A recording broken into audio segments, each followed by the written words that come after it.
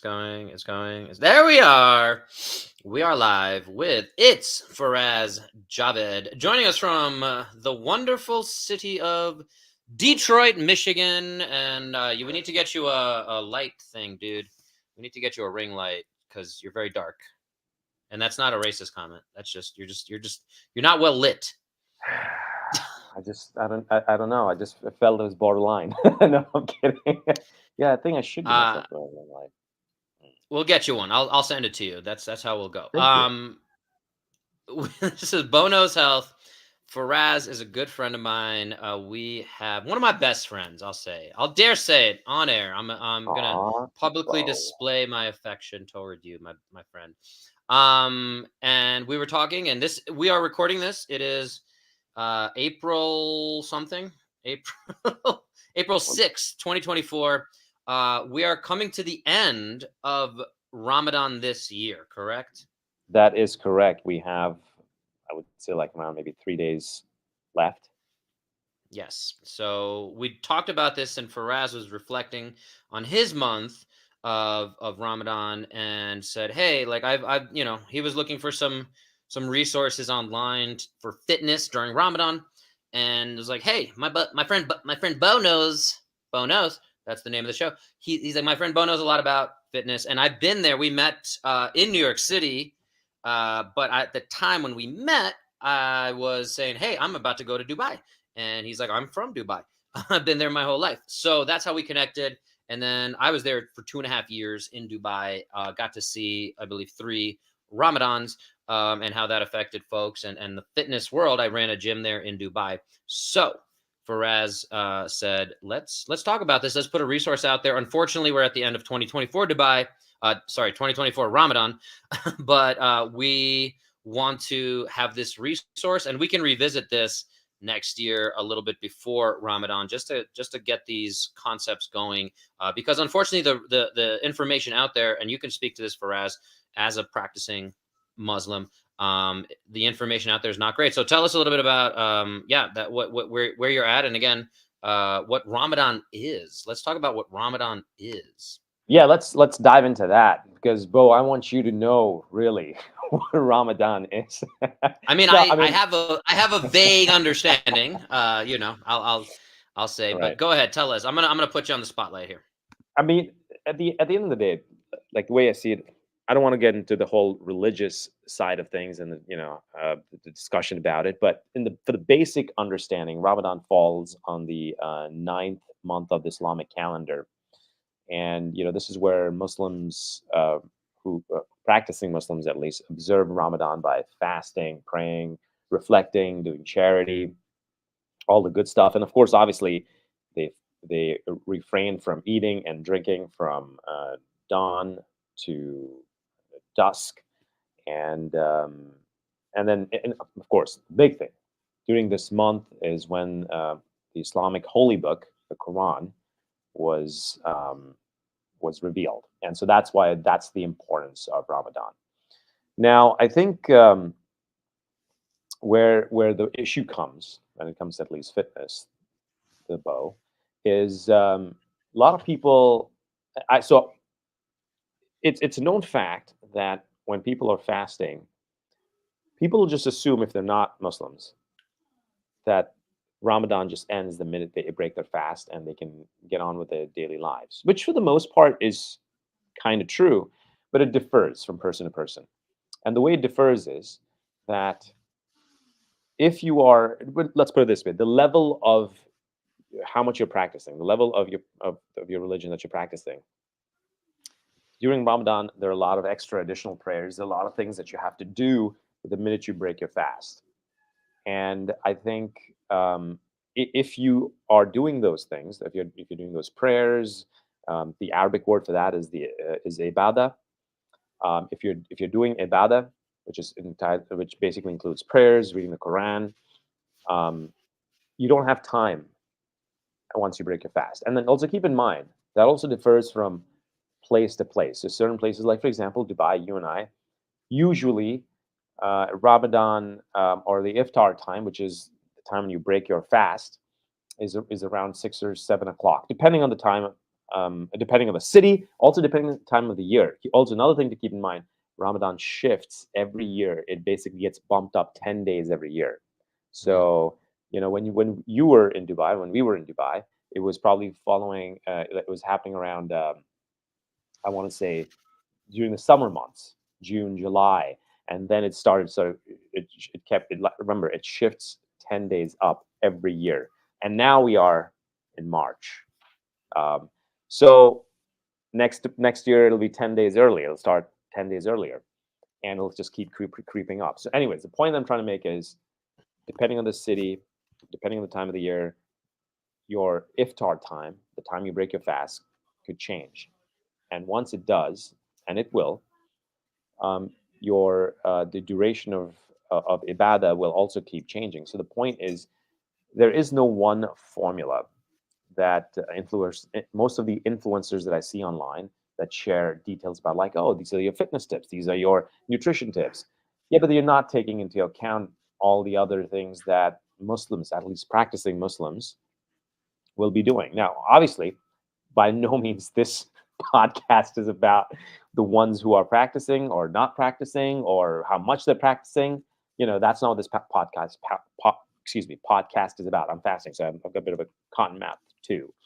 Um, And just to so be clear, just to add something for folks listening, if they're not familiar at yeah, all with Ramadan, there's also, it's not just food, it's also no water, no liquids, basically nothing correct. passing your mouth. Yeah, yeah, that is absolutely correct. And you also have to refrain from other things as well, like not doing any bad things in life, like no sinning, no, not that anything we should be sinning in the first place, but but all that is basically out the window. Anyways, coming back to health and fitness, is what I've noticed is that most of the influencers that are online, who either are not from of the Muslim faith, or don't have um, the Islamic knowledge or background, or even the experience of the culture and tradition, I think they miss out on all these things. And when they share the advice and tips, which is absolutely amazing, it just doesn't fit. It doesn't fit with the practicing Muslim community. Now, if your practice level is slightly lower, so for example, if you break your fast and you don't do any of the ibadah after breaking your fast, then it kind of works, because it's open. It's like, all right, I guess I can do whatever I want at this point in time. But I think it's safe to assume that majority of Muslims do have some form of ibadah after breaking the fast as well. So I think it's important to address that, because you have a solution already for the ones who choose not to do the ibadah, or or due to work or something, some other restrictions, are not able to. But the ones who are doing the extra prayers and the ibadah after fasting, how do we fit that into that schedule? I think that's the most important thing. And the reason why I think, Bo, you are the right person to talk to, because not only am I your token Muslim friend, Hey. but at the end of the day, you've also lived in Dubai. You've experienced the Islamic culture and tradition and 3 Ramadans. So with that, I think we should dive in. And the way I see it is, let me start off with the time when Muslims, practicing Muslims, start their fast. So obviously, this is right before dawn. So obviously, that time keeps shifting. Right now, here in Detroit, I'll just go ahead. here I was gonna use Colorado as time, but I did look up the times, but I'm assuming you know okay. the times in Detroit. But use the times in So Detroit. Go ahead. so time in Detroit, right? For example, right now, dawn today was at 5:45. All right. So that's AM. at Just to be clear, AM. 5:45 a.m. So at that time, exactly at 5:45, Muslims, practicing Muslims, are supposed to stop eating and drinking. Now, the next time, which is for me today, when I can break my fast, is at dusk, and that today is at 8:04. I think that's what it is. Keep in mind, because because of the sun shifting. Hmm. That's why the time keeps shifting. So during this time, I'm not eating or drinking. Now, usually, since we're recording this on a weekend, when it's not a weekend, I usually what I do is I go to the gym at um, 5:30. I would do a CrossFit workout, and then at PM, 6:30, right? correct, Like five before, thirty, as you're right, deep into the five fast. thirty, 5:30 p.m. I do a CrossFit workout, and then 6:30 p.m. I do jujitsu. And I'll probably, because it's Ramadan, we'll wrap it up like around So you're 7:45. I doing go about home. two full hours of exercise. Correct. Yeah. And I know people ask me like, "Wait, how do you have that energy?" And Right. it's weird. I feel like during Ramadan I have probably more energy, and I think you probably would have an answer to that because I'm assuming I don't have all those inflammatory food markers in my body that makes me sluggish or drags me down because my tank is empty in that sense. I'm able to go, complete both those workouts, and honestly, I do not feel sluggish. Yeah, I mean, at certain point in time, example doing jujitsu or something like that, when I've hit zone 4 or 5, I feel like all right, I need to catch my breath or whatever. But I think that's applicable to any athlete or average athlete, as you would describe me. So see, there you go. Um, so the point being is that I do these two workouts, come back, break my fast, and um, and then we can get into the nutrition side of things, how I usually break my fast. But after about an hour and 15 minutes or so, I have to head to the mosque. I have to head to the mosque for the night prayers. Um, I finish those, and I'm back like around 10:30 ish, 10:30 ish. And now I have a choice. I can either take a nap or I can do other form of ibadah, which could be reading the Quran or additional prayers. Um, and if I do choose to nap, then I basically have to wake up, remember, at least an hour before dusk because I have to prepare my meal so I can consume that in order to start my next day's fast. And then additional prayers, whatever is required. All right. And also keep in mind in that whole daily mix, you also have the 5 daily prayers as well, which on an average could take anywhere between 5 to 15 minutes, depending on the time of the day which you're praying. So, with that said, do you recommend, Bo, for practicing Muslims to do their workouts? And by the way, workout is important. We all know that. And if your body can take it, because I know certain people, they're unable to work out during Ramadan, and that's a choice they have to make. But the ones who want to, do you recommend them working out after they have had their suhoor, which is their uh, the pre-dawn meal, or right before breaking their fast? I think it's important to individualize this answer exactly to what you're talking about of looking at your situation, looking at someone else's situation. As a general answer, I do think before would be the best answer. If I had to give an answer, it would be before breaking the fast for sure. Kind of what you're talking about. Do you have energy? The only concern, the biggest concern, and this is something again you have experienced many times, and you've been doing this pretty much your entire life. We won't give Correct. away your age, but many, many decades. Um, And there used to be a but Walkman. yes. But point being, you've been able to hone and practice this and adapt somewhat to this concept. And so the biggest concern, honestly, is hydration for 2 hours of fitness. The other important thing to say is it's not like you started doing an hour of CrossFit and an hour of jujitsu all of a sudden during Ramadan. You've been doing this consistently for many years. So I think that's a very important piece of the conversation of understand what it is you normally do. Understand that again, Faraz here is a very lean individual. to begin with. So there's a lot of different physiological effects that we're talking about from a scientific perspective that we can understand exactly what you're talking about, feeling like you're more energized. The other thing I think for you, knowing your life and schedule, is it's important to understand you have a very abnormal schedule. You're not working a 9 to 5. You Mm. are a reporter for WXYZ, the ABC affiliate in Detroit. And what just give folks an idea of what your schedule looks like normally. So, yeah, so I mean, you're right. My schedule is normally all over the place, but usually I work from Saturdays to Wednesdays. Weekends I'm working from 6:30 a.m. to 2:30 p.m. And then during the days, or dayside rather, or weekdays rather, excuse me, I'm working from 9:30 a.m. to 5:30 p.m. Now, there are days I'm also doing, I'm filling in for my colleagues who might be doing the morning shift, which starts at 3 a.m. all the way till 11 a.m. Or I might be doing the night side shift, which starts at 3 p.m. to 11 p.m. So yeah, so the hours kind of vary, and I personally, I know because you on your podcast and personally you have been a big preacher about uh, having a normal sleep schedule, and I'm forgetting the word. What's that clock called again? The body clock? Circadian rhythm.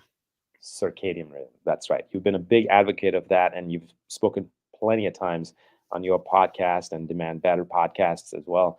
And so I actively listen to you, surprisingly, though. I do. And So much so that you got the Whoop band. Show off that lovely Whoop band. there you go. Yeah. And And have you got the and I same did band? want to. I got the. It looks like a mine is like a denim. Oh I can't yeah. tell because Okay. your lighting stinks. Um, Okay. it's a little And is different, that but I do want to say though, again, a shout out to Whoop if anyone is interested in that whole thing. I don't want to do my whole promo for it right now, but they do have, and I don't know if you actually noticed this. I meant to ask you, when you do the journal every morning, you can wake up and you report what you did the day before. You say, mm, I know you're not drinking alcohol, but you're tracking alcohol, dairy. You can track. I did zone 2 cardio for 20 minutes. I fasted, and so they actually have a Ramadan button. You can hit that Ramadan button if you saw. I don't, have you been taking I advantage actually of that? didn't notice that. I will I I didn't notice that, but I will. I will Yeah, actually have a look. they have a Ramadan feature. So, and then you can see year after year how that Ramadan month, right, ends up impacting you, and it'll give you insights. So Mhm. again, that's the ultimate answer to get to your original question, and what we're talking about here is track, do the experiment on yourself. I do think the Whoop is probably the best available consumer technology we have. That's relatively cheap. We're talking about $20 a month, probably for the most part, unless you're catching a deal. Whoop just gave me a notification. They're listening to me. Um, it's giving me my daily Nice. stress summary. It's a little weird. But I do think it's a fantastic thing. And you can, again, track that. You can track all these behaviors. Like I was saying, I can say, hey, did I have dairy? Did I have gluten? Did I have alcohol? And then it'll tell me, hey, we noticed that when you have this variable specifically in the last, and I've had it for many years now. So when you have this going on, we have all these data points that say your recovery is 20% worse or 10% Mm. better, whatever it is. So again, I think that's important. Again, with the lifestyle you lead, especially for Raz, of having very uh, crazy sleep cycles, where you're forced to be up very early, much earlier than most. And that's the thing. Circadian, circa dia, circa. Again, we think of like circa 2000, right? About that year. So circa is about. Dian is a day, about a day. A lot of people don't like that root connection or don't make that connection with what that word means. But we're trying to approximate a day. Again, you have a 24-hour cycle that our bodies, our biologies understand. You can put somebody in a cave for a month and have no light cycles, which tend to help set our circadian rhythm, but they still find a 24-hour rhythm of sleeping, eating, peeing, pooping, all this kind of stuff that our bodies do. So I think it's important to talk about the biology there. So I'm gonna throw it back to you. So and thank you for breaking that down. That's important. All right. So now, so you said that you believe. Obviously, it's not one size fits all, Never. but it in Unfortunately. general, you would recommend working out before breaking your fast. Why is that? Why and also at, I know we don't want to go too much into detail because then we'll be just stuck in this one particular topic. But it'd be nice to kind of know, okay, so if you lead an active lifestyle before Ramadan, this is why it'll be better for you. And if you don't lead one, then maybe this is not the best way for you. Or if you are doing it, then this is what you could do. Right. Yeah. So to take a big step back and try to answer this question, I think that we have to think about, and you, like you've alluded to, talking about the big thing. So number one for our bodies is prioritizing sleep. So with this kind of change in this again monthly demands, right, of what's going on and how it changes what you need to do, the number one thing is sleep. Okay, fine. You mentioned like you have that option to take a nap after that big initial breaking of the fast and the prayers. And then you have the option to take a nap or have some more food or whatever wherever your demands need to take you. But again, when we look at the sleep, when we look at tracking that sleep, the quality of the sleep, if we're not accumulating a certain number of sleep cycles every day, again, the Whoop data is pretty clear that we're moving in the wrong direction health wise, right? So that's where figure out first of all where you're going to get the most sleep. The other way to look at this whole concept, again, a little bit to your point, is we have this again, and I think a lot of people who are not as familiar with the religion and with what Ramadan is might be more familiar with intermittent fasting, and we can look at a lot of the research there to give us some inputs onto how do we maybe optimize our time during Ramadan. So a lot of intermittent fasting is looking at a 16-hour window where you do not eat and an 8-hour window where you do eat. Now, the breakdown you described is very similar, right? It's a 14 and a half hour window between sunrise and sunset. I don't Do you prefer dusk and dawn? Do you prefer those terms? It's technically different, though. The reason Okay. why I say that is Well, when the because, when the actual sun, yeah, okay, go ahead. Yes. well, so because when people think sunrise, they're thinking, oh, well, the Mhm. sun is actually up. Which technically is the right terminology, right? And But that's what, again, that's what I see when I look at my phone on the weather app. It says sunrise is 6:33 a.m. right, But but that's not the dawn same as is, dawn. I think dawn is 6 degrees under that. I Mm, mean, obviously not, sure. none of us are meteorologists, but it's that 6 degree mark below the level of when the sun actually starts to creep up into the sky. So Right. And that's as I what I think. remember from my seventh grade earth science days, every Right. 15 degrees of sun creep is equivalent to an hour, which is why we have time zones. Those time Right. zones are actually trying to normalize and balance that out throughout the country. So every 15 degrees of longitude, I believe, Mm. and it's not 100% perfect, but every 15 degrees of longitude is about an hour in the time change, somewhat. So again, it's not a perfect system, but yes, so that is an important distinction. But let's talk about your numbers again. So 5:45 a.m. to 8:04 p.m. is about 14 and a half hours. I think it's actually exactly 14 and a half hours from dusk till Right. dawn, or from dawn till dusk, I should say, that you're not eating. So 14 and a half hours where you are not eating. So to come back to answering your question, we're talking about 14 and a half hours of not eating.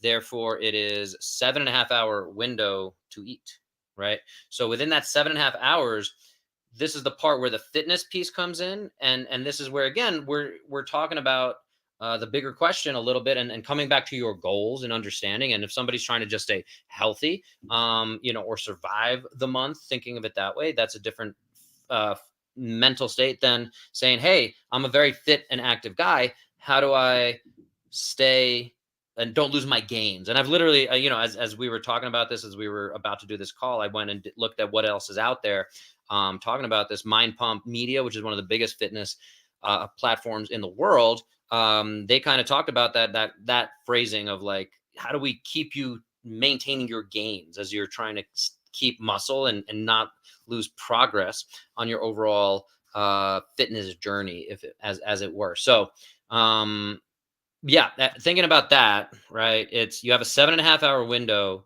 to eat, to drink, to eat, to do all that.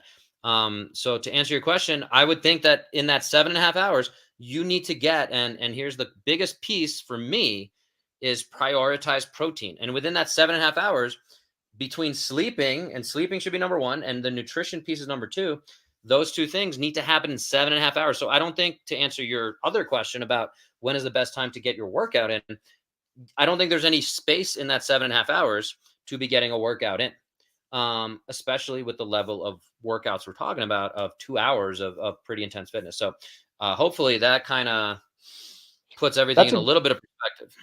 no, and so that's a really good thing because most of the influencers that I'm talking about who share their knowledge, online Fitfluencers, with they prefer. Fitfluencers.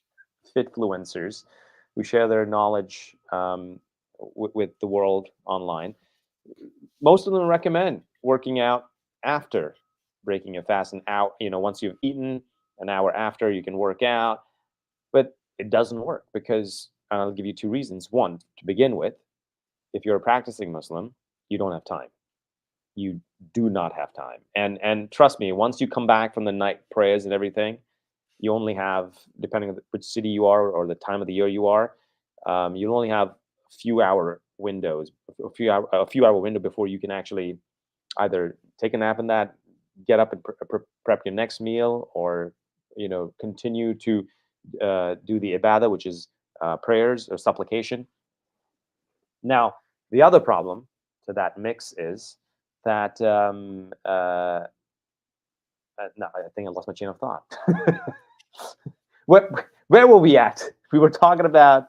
Um, you said something that was really important, and I wanted to throw. Eating. Prior Yes. Okay. Yes. Eating. Eating. Now, the problem with eating is, and this is where I think most people miss, at least these fit. Was it? What was the word you used? Influencer, that's fitfluencer. Fitfluencers. Fitfluencers. This is where most of the places where fitfluencers miss is, if you're fasting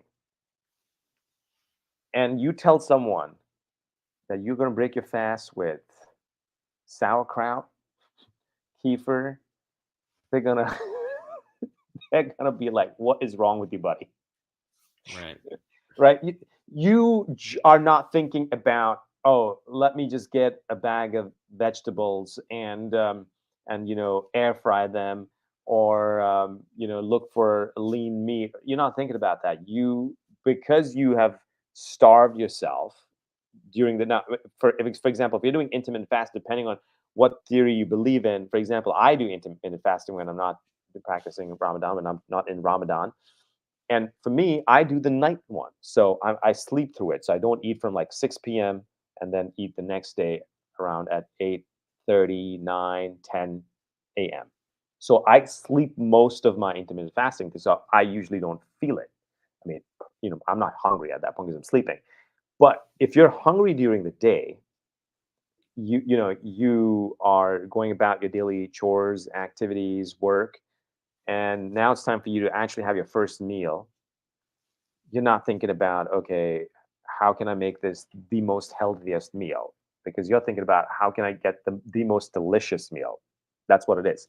Now, Yeah. overall, I believe I do eat healthy, but I will admit, I think I also eat the most unhealthy meals during Ramadan than I would on, any time outside of Ramadan.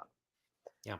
And but keep in mind, I still prioritize to make it healthy. So, and that I know is broad of a term when you say healthy, because what does that even mean, right? So, to your point, I do definitely add protein in it. I definitely try to skip processed food or processed sugar. If I'm taking any kind of sugar, it's usually more in the fruit direction. I will have some sort of dessert, but I'll really limit the portion size because, like, remember at this point, my body's just craving for everything, whether it's salt, sugar, carbs, protein, fat. So I kind of usually break that all down and limit the ones that I know that it's going to harm me in the Mm. long run.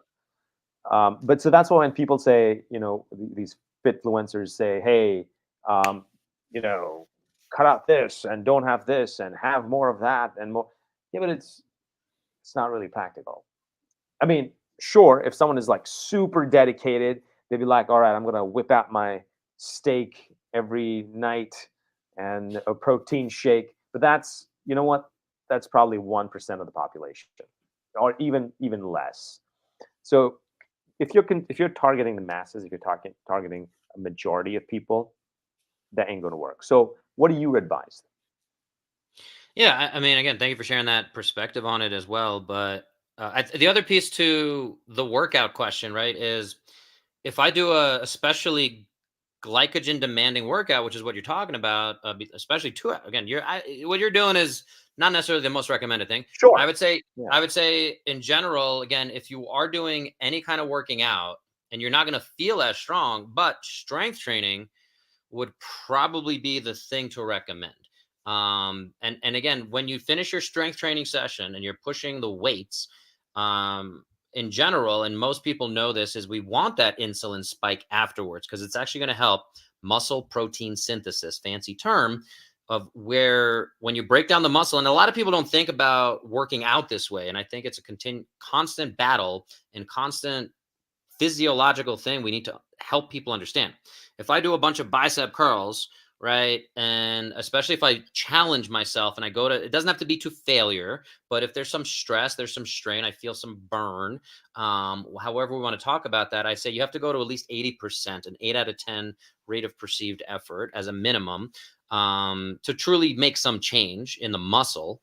So, and whatever that might be for you, if you're talking about being, 12 hours into a 14 and a half hour fast, to start your workout, yeah, you're probably going to feel it more than you would the rest of the year. But I do think, again, if I finish that set, my muscles have gotten weaker, they've broken down. It's how they rebuild that makes me stronger in the next week, in the next month, in the next year.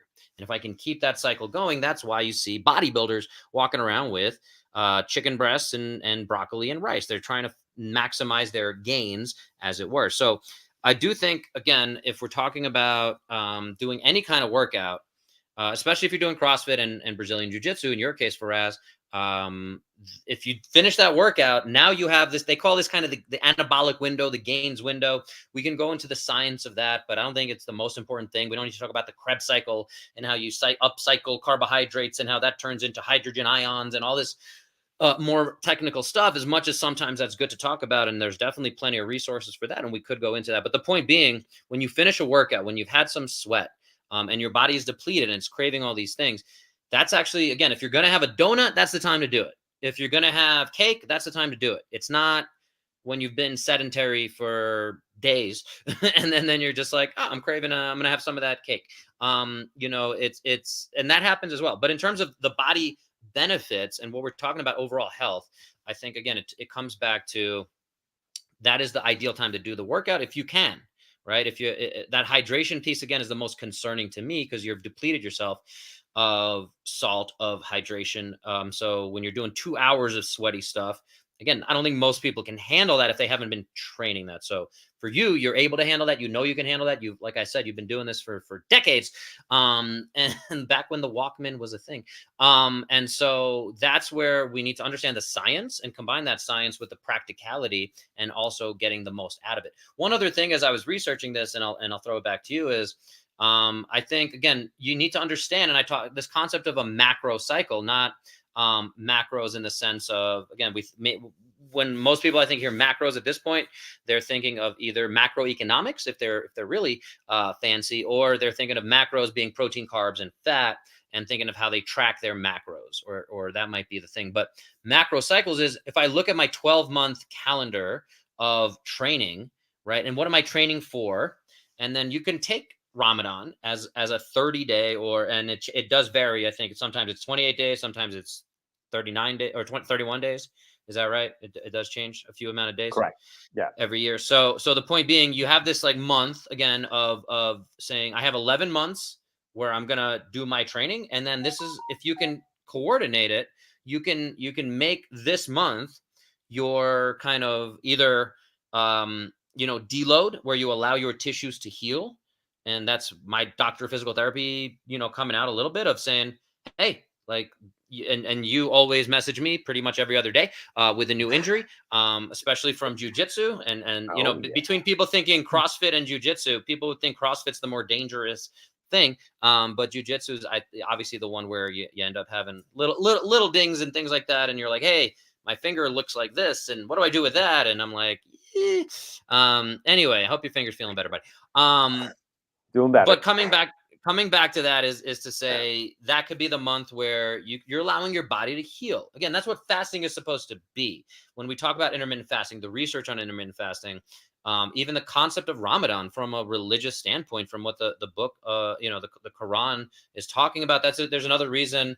There's another reason that I think some form of fasting is in almost every religion. It's the wisdom of the leaders of these cultures that over you go back and you look at the Jewish people, the Catholics, the Christians, all these different religions. They have some form of fasting built into to most of these religions, and so there's this inherent wisdom basically that is fascinating to step back and look at from just a sociologic perspective, psychological perspective, and again, even from a physical perspective, physiology. Where does fasting fit in?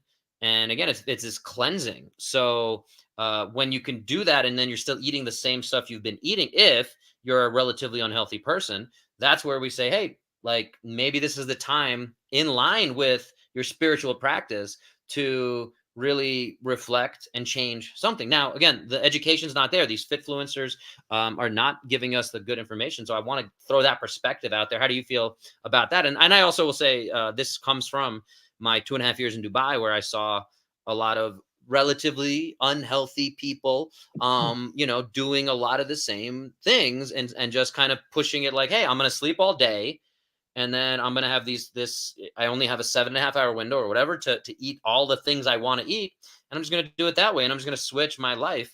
And so that's not always possible, but it could be a good time to start improving things. And again, we're recording this at the end of 2024 Ramadan. I want this to be a resource for folks moving forward, but I also think we'll do a revisit leading into next year's, and we can obviously hopefully use you, Faraz, as a little bit of Yeah. did anything change, and are you going to change anything for next year?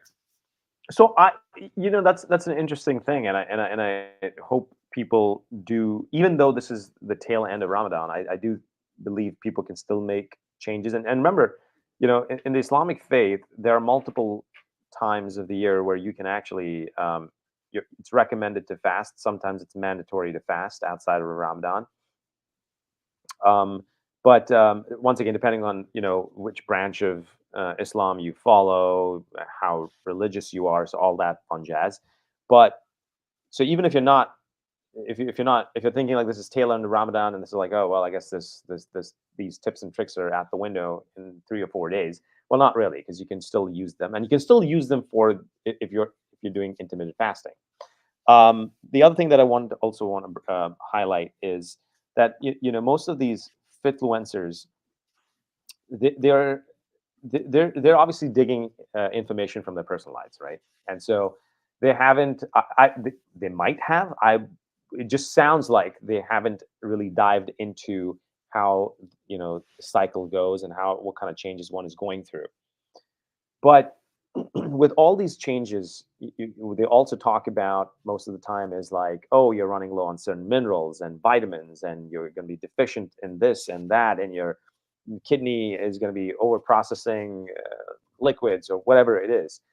But I think at the end of the day, if you're practicing and you're making those additional night prayers and whatnot, you really don't have time to think about any of that because you're so focused on how do I make the most of this month spiritually, that for the most people, how do I get the gains? How do I get my health benefits is a secondary thought. And like for me, I believe I fit into that category where I want to make the most of this month spiritually, but at the same time, I don't like disregard my health. Like I'm also thinking about it. I'm thinking about like I need my sleep, which is really hard to get, by the way, during Ramadan. and especially if you're living and working in outside the Middle East, because in the Middle East, Bo, you would have experienced, like, usually during Ramadan, working hours are cut half. So it's kind of like easy for folks out there in a sense where they can go home, and if they want to take a nap, they can take a nap, or they want to get ready for the gym before they break the fast, they can even do that. But if you're living here, for example, in the US, there is no such thing as your workday is cut half. You have to follow the regular schedule, and I have to fit my workout within that schedule.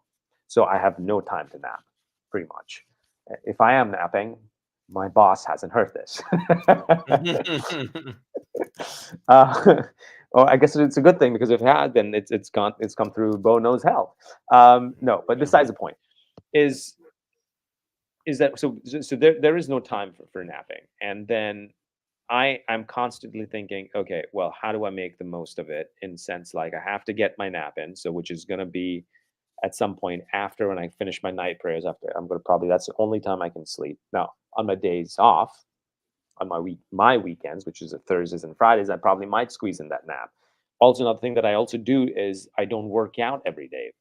Like during Ramadan, I actually practice at least 3 off days, and I want to give myself that time to recover, because I'm sure you will agree to that. Is your body is taking an intense amount of stress Mhm. based on your schedule is upside down. You're not, so if you're thinking about getting 8 hours sleep, that's not happening. You can forget about that. Remember, if you're a practicing Muslim, now if you prefer to practice a little less, you focus on other things, you can get those 8 hours of sleep. You can get that workout, but I'm talking about the majority of the people who are practicing, will not be able to get that 8 hours of sleep. So I do prioritize sleep, which it sounds like that's the first thing you said, to Mhm. prioritize. So sleep is number one.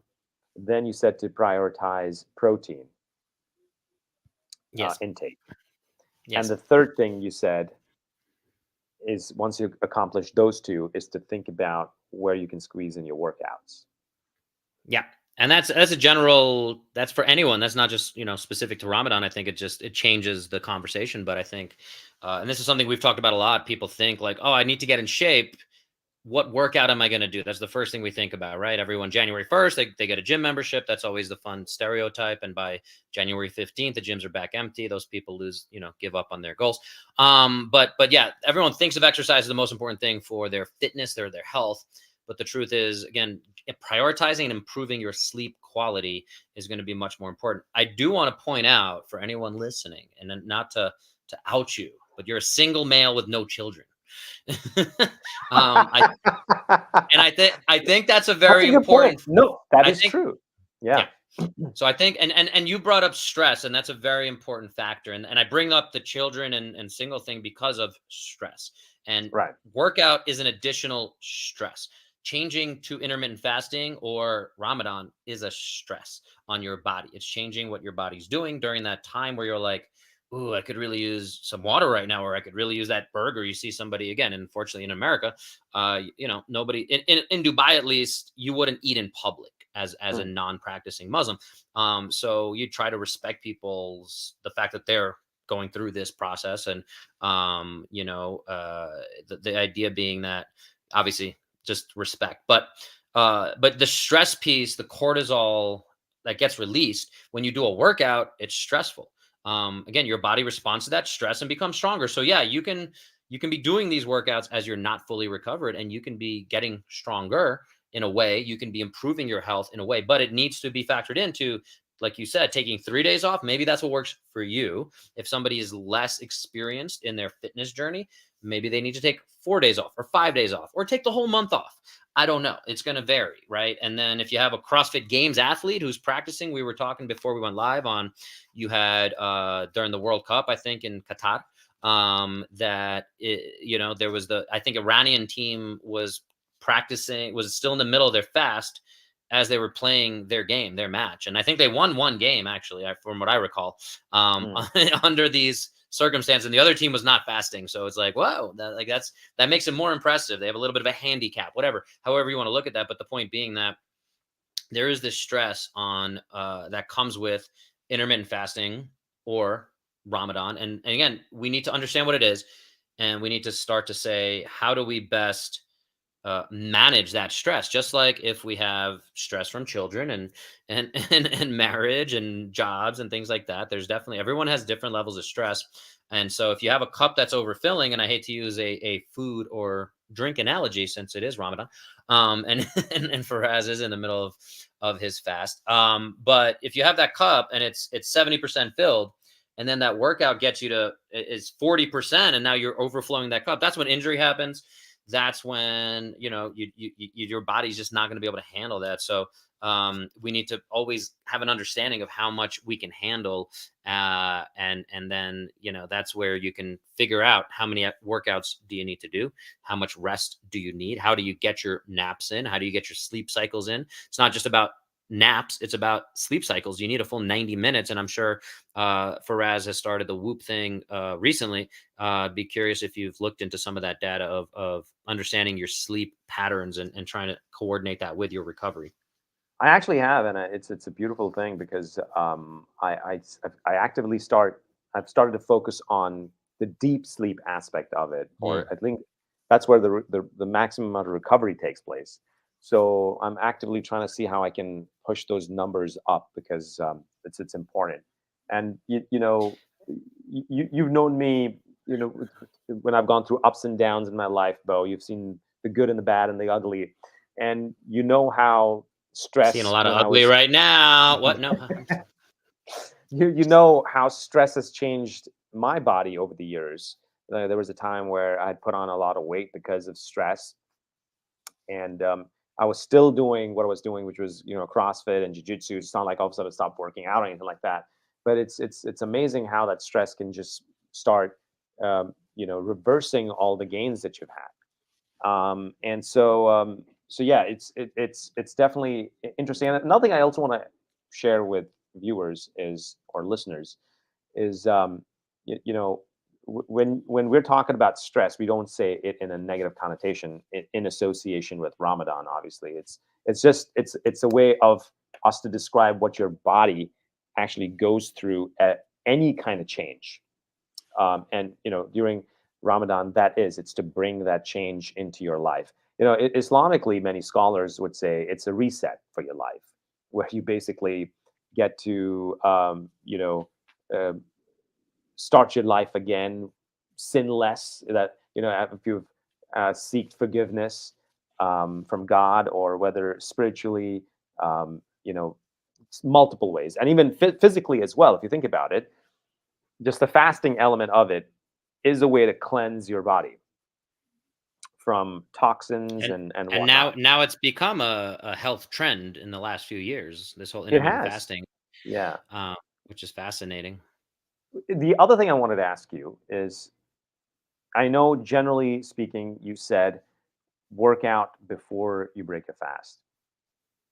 Is there a scenario that you recommend um, where people break or people work out after they eat their suhoor, which is their pre-dawn meal, or after iftar, or let's even say after finishing their prayers at night? Do you As far as recommend any of these? yeah, again, I think it's you need time to digest, right? So if you're talking about doing it after the initial breaking of the fast, and you're in that 7.5 hour uh, eating window, right? It's tough to say you break the fast. You're going to want to have all the liquids and and all the liquids and calories you can kind of get in there, and nutrients, hopefully. So it's depends on the type of workout. So if you're going to do some zone 2 training, which is kind of, it shouldn't be much more exertional than what we're doing right now. If you're truly in zone 2, so if I did 20 minutes on the rower, I'm doing 1 million meters of rowing for the year 2024. So when I'm on there, for the most part, I'm able to have a conversation. I could be recording this podcast, still speaking at this pace as I'm doing that. So I'm getting some motion in. It's good for my joints. It is improving some cardiovascular health. So that's a big thing. So if I was doing it during that window, and it might even help metabolism, it might even help digestion to get some motion in. For a lot of clients I work with on a nutrition front, I generally say try to get at least 10 minutes of walking after every single meal. So it Yeah. depends on the workout. I wouldn't recommend a CrossFit workout in that window. Absolutely not. Because a true CrossFit workout, is for the most part, the way we think about it is it's pushing you to the limits. It's going to be intense. And then the digestive piece is just difficult. So again, if you're not sleeping in that 7.5 hour window at all, maybe, and you're sleeping during the day, then maybe that's a thing you can consider. Again, when we were in Dubai, we would have the breaking of the fast, we would have sundown, and then people would come in for like a midnight workout. It wasn't the biggest thing. We didn't have the most packed house, but again, we were trying to be supportive of the community and things like that, and not something I would recommend unless it's just what fits best for you. Again, if you know yourself and you prefer that. If you're talking about doing the workout, so you get as many, again, calories, hydration in before dawn, right? And the end of the eating window. The only way I would say go do, again, a relatively intense workout. Again, it might work for some people. You gotta have to know yourself. You have to know what your energy is, and then you have to know what the rest of your demands for your day are. Because again, some people do a workout and then they feel refreshed, they feel alive, they feel, whether they're getting their calories in or not. And so if you can do that and you've done that, and then you're an on-air reporter. I don't know if people know that, Faraz. I mean, we mentioned that you work for WXYZ, but if you're on air and we saw you, we saw you on this podcast, it's not as high stakes as being on air doing your stories, but No, I you had a I few. I think highly of you and your podcast, the Bo. I wasn't looking for the compliment, but all right, thank you.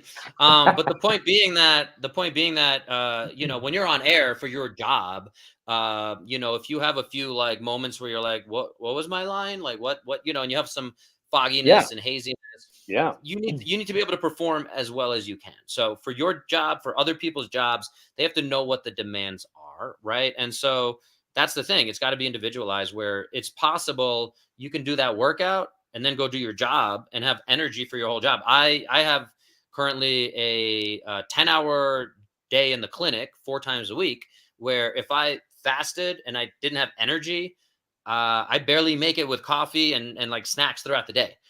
By the end of that day, it's tiring, and I have a child at home. So I have very long days right now, and I don't want to compare my stress and schedule to something like Ramadan. But the point being that, again, it really comes down to what you know about yourself, how you can find that energy. Because unfortunately, again, if I did that workout and I'm a little tired and I'm feeling like I didn't get enough good sleep, I didn't hydrate enough before the window closed. Now I have to wait, whatever it is, 12 more hours, 13 more hours. And I did a workout and great, I got that workout in, but now like I can barely compose sentences or type emails. And I feel that way now without fasting. So yeah. And I don't. brain fog is a thing, by the way. Oh Like yeah. especially. I mean, I am experiencing it right now when I'm talking to you. It's because I have to like think twice. Like, am I making sense with what I'm just saying? The other thing I also wanted to ask you was when it comes to nutrition. I know you said prioritize protein. Mhm. And the iftar meal, which is breaking of the fast meal, usually people are so hungry that most of the time they don't even focus on the good and the bad. They'll just try to get the most delicious meal as possible. Whatever's on the table, if you didn't cook the food, you're gonna eat whatever's in Right. front of you. Right. And there's no, and you don't want to stop yourself because you're hungry. Right. You're not gonna But be like, oh, when it, I'm watching my calories. I'm not gonna have that. I'm not gonna have that. Don't give me that. Um, but the the pre-dawn meal, which is basically the meal that you'll have before you start your next day's fast, that I think people are selective. I think that people put some thought into it, and that people can correct themselves because you're not obviously hungry at this point. You're just planning for the next day's fast. What do you recommend people to have during that time? Yeah, it's a great question. The big thing to understand is the insulin spike, and that's something we kind of haven't really alluded to when we talked. We started to touch into some of the more intense science physiology, but insulin spiking, I mentioned again, if you finish a workout, getting that insulin spike, and so one of the main steroids that people take, performance enhancing drugs to get bigger and stronger, is insulin like growth hormone, because insulin helps your muscles grow. We mentioned that deep sleep, your body will release human growth hormone as to help you recover, and that's the importance of getting deep sleep. Um, to your question though, again, it's understanding the insulin spike, and this is what a lot of standard American diets consist of. At some point, breakfast for most Americans, and a lot of places around the world, is very carb heavy. So you're getting this huge insulin spike. So you're like, you got all this energy, and then what most people probably have experienced is this uh, mid-afternoon slump or crash, right? So if you're spiking your insulin, again, you think about the standard American breakfast: pancakes, waffles, maybe you have some eggs and bacon. That'd be great if you have that in there, because then you're getting some protein at least. But you have some cereal, you have things like that. So you're getting a lot of orange juice. A glass of orange juice has so much freaking sugar. It's spiking your insulin. So the point being, you're taking in all these calories and having this huge insulin spike, which is why we see, I think, a huge chronic disease. We can go into all that. But the point being that, again, be more strategic. Again, and at the end of the day, we need to look in that window, that 7.5 hour window we're talking about, right? We need to look at that window and say, did you get a minimum of, let's say, 120 grams of protein? So it's about the entirety of what you're getting. So you have this minimal window, and if you're not getting that 120 grams, now that's hard to do. Even, and again, I've been to some of the Dubai iftars and things like that. They're very extravagant, and you're getting this bed of rice with sheep or goat, and like, and it's very elaborate and things like that. But yeah, you can eat a lot of food. But even if you're having like a good amount of protein, I'd say it's very hard to say we're gonna get more than 60 grams of protein there. If you can get 60 grams of protein in that meal, we're good. And then that means you still need to get 60 grams of protein in your other meal before the breaking of the sun rising and the dawn. So you need to look at that, because ultimately over the course of a month, it's probably not the difference between being healthy and sick, but the thing we still need to look at, and the same thing for intermittent fasting that we're finding, is because it's a compressed window, that traditional intermittent fasting is 16 hours of not eating, 8 hours of eating. You still need to get your protein and your micronutrients. So exactly what you're talking about, especially exactly how you phrase this question, right? That first meal, you're not really paying that much attention to what you're doing. If you can somehow keep track of that and say, yeah, I think I got like 60 grams of protein there, great. And then if you're able to plan that second meal, right, because you're only getting 2 meals probably, we need to make sure that second meal is giving us that big hunk of protein, versus what we think of as like, I'm gonna have a bowl of cereal, I'm gonna have some pancakes and some waffles. And again, I have a toddler, so he is probably eating closer to that, the less healthy version. We try to give him as much protein as possible, but at this point, we're taking whatever he's willing to eat. So the point being, that's the prioritized protein piece. And if we're not tracking that, and we're trying to stay at the question you're phrasing and asking is, what do I recommend? It's get that protein and make sure you're prioritizing that. The other good thing about protein is it's going to make you feel more full, and it's going to keep you feeling more full for a longer period of time. It's a slower insulin spike. So it keeps you feeling more full. You don't have that crash where 3 hours later you're like, oh, I need another bagel. So yeah, go ahead. So would you recommend, let's say, just scrambled eggs with like maybe a slice of bread? So you limit your carb intake, but your protein intake has gone. So for example, let me give you an example. Like, so for example, when I'm having that meal for my Hmm. next day's fast, I'll have um, two full eggs and two egg whites. So that's like four eggs if you want to count it that way. Well, To in, make it in protein numbers, let's stick with the protein number. So one egg has 6 grams of protein generally. So 2 egg whites and 2 regular eggs has a Mhm. total of 24 grams of protein. Okay. And how many grams of fat? So you're not getting any fat from the egg whites, because the egg whites are pretty much pure protein. From the grams of from the egg, you're getting about, I think it's also 6 grams of fat, which has more.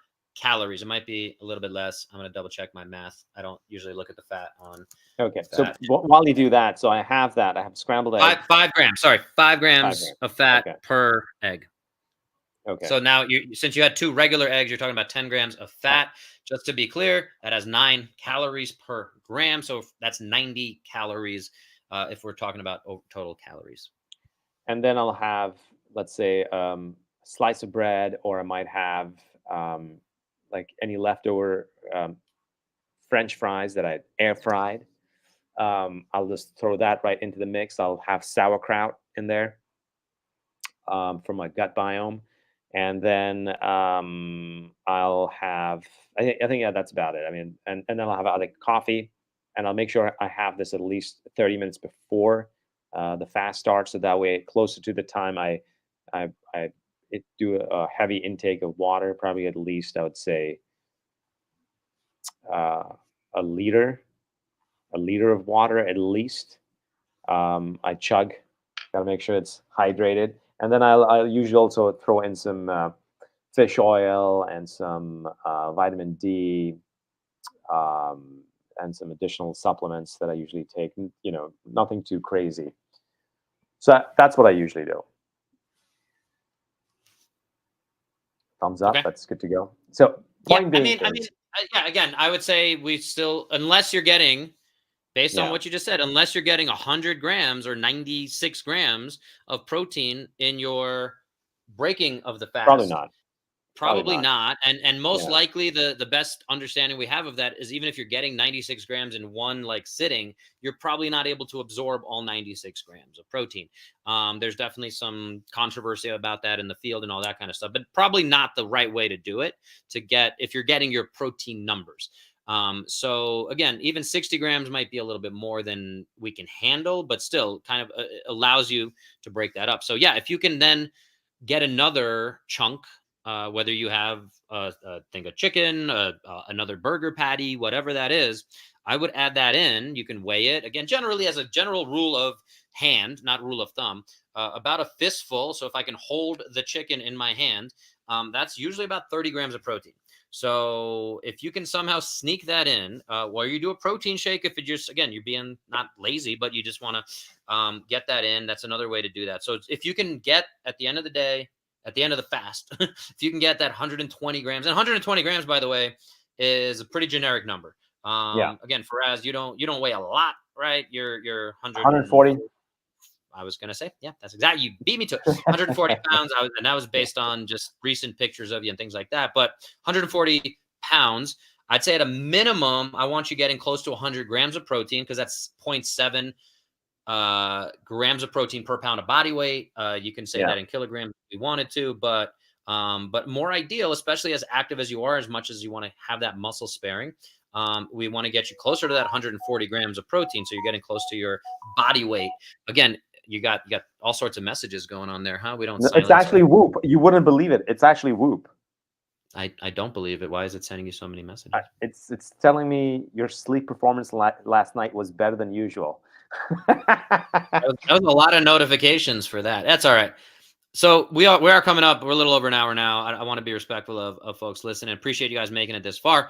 So yeah, that would be my big conclusion. There is try to get as many grams of protein. And again, that should it sounds like what you're doing is working for you though. And again, like I said, you've been doing this for a long time. So we don't want to change too much. We don't want to make perfect the enemy of good, right? Mm. So ideally, yeah, in theory, we can keep tweaking and saying again, get that extra burger patty or chicken breast in before you start your day, and maybe that'll make you feel better. Again, I'd be very curious. Again, we have the that's the beauty of the Whoop is you could track and see like, hey, I did get 120 grams of protein.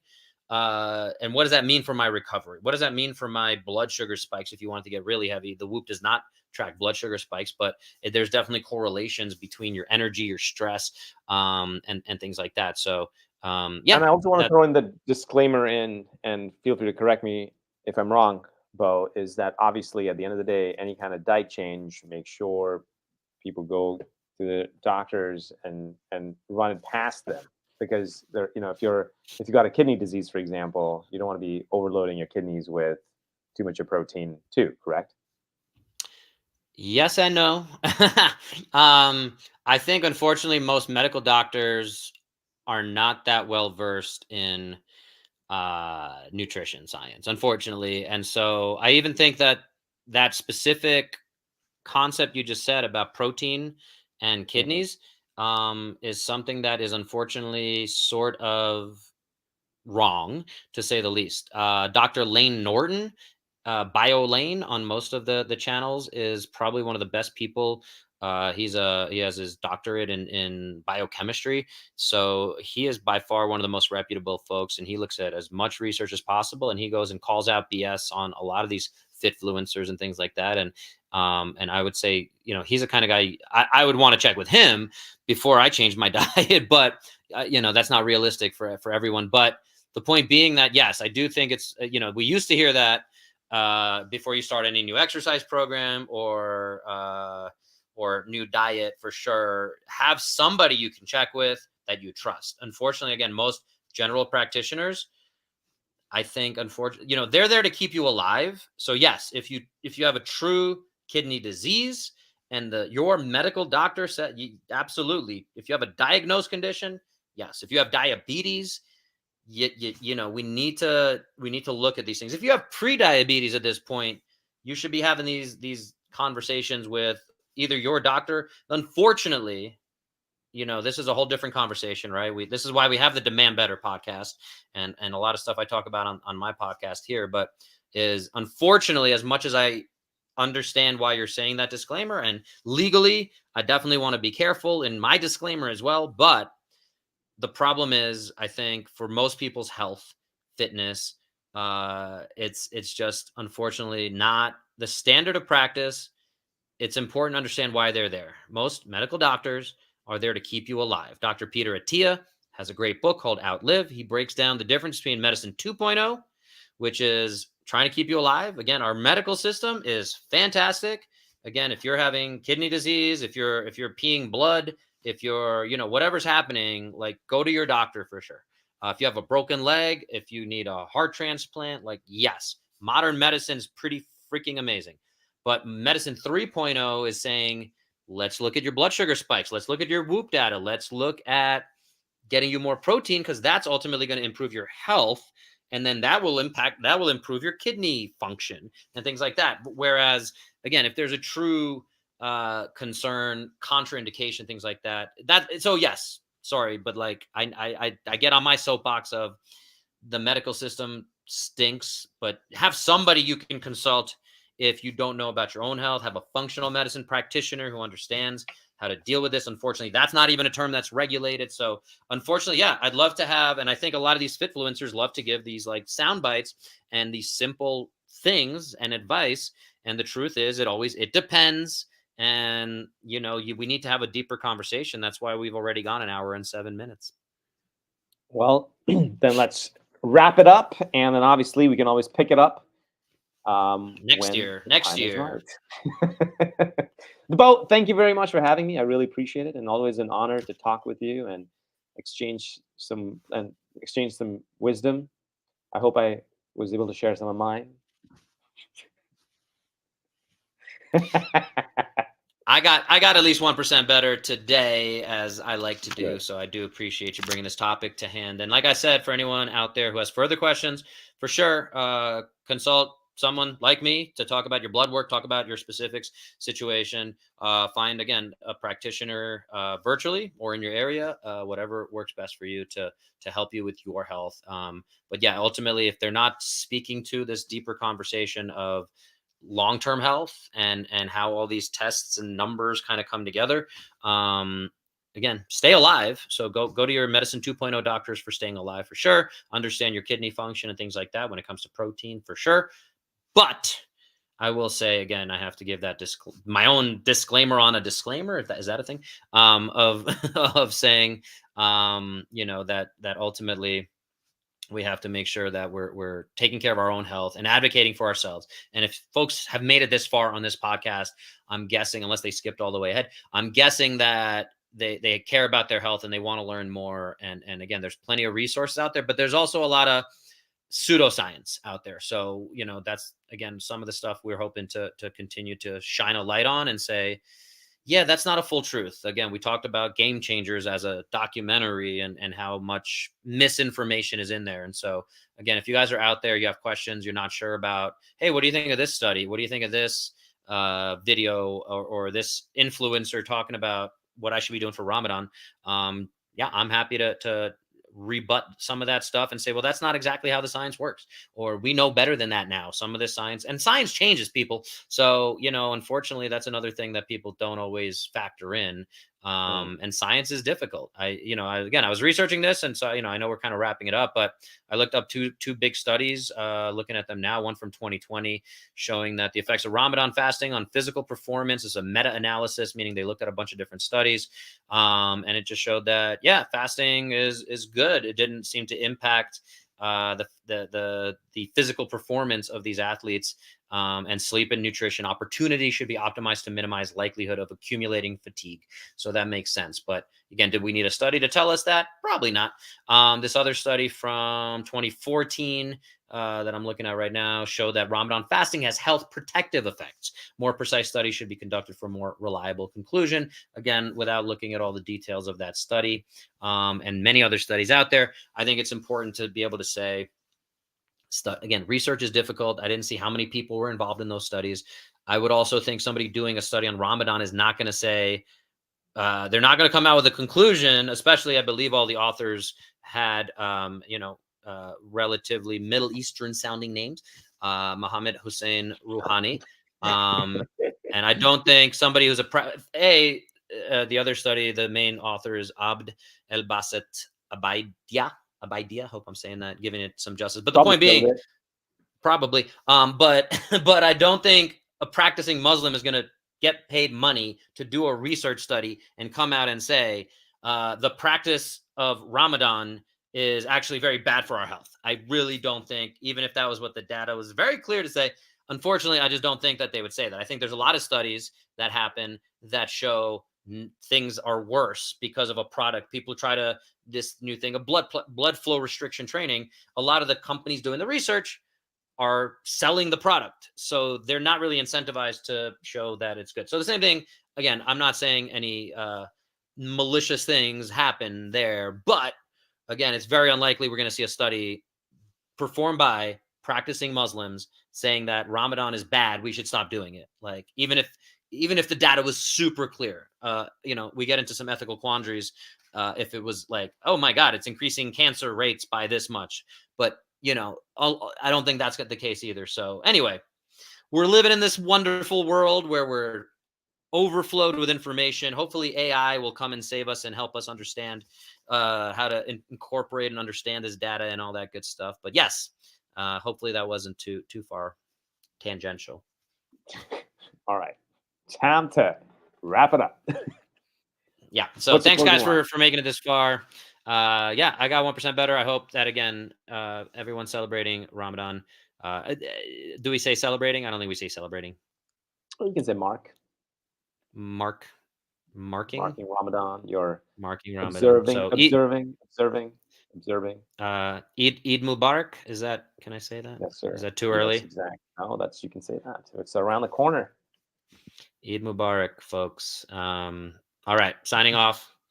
Thank you again, Faraz. Hope to see you soon, my friend. Come to Colorado. I'm gonna have you have a public. When are you coming? Publicly, tell everybody. When are you coming to Colorado? After my Dubai trip, Which is June. and before the new year ends, before Yes, sir. 2025. So after Yes. June, before January 1st. All right. I've All already right. We're bought you gonna hold you to gifts, that, so I have to be there. I guess. Appreciate. Yeah, you got something for our toddler, and he's gonna grow out of it very soon. But that's okay. That's For the okay. next one. There is a mail system. You can mail things. All right, guys. We're gonna sign off. Thank you.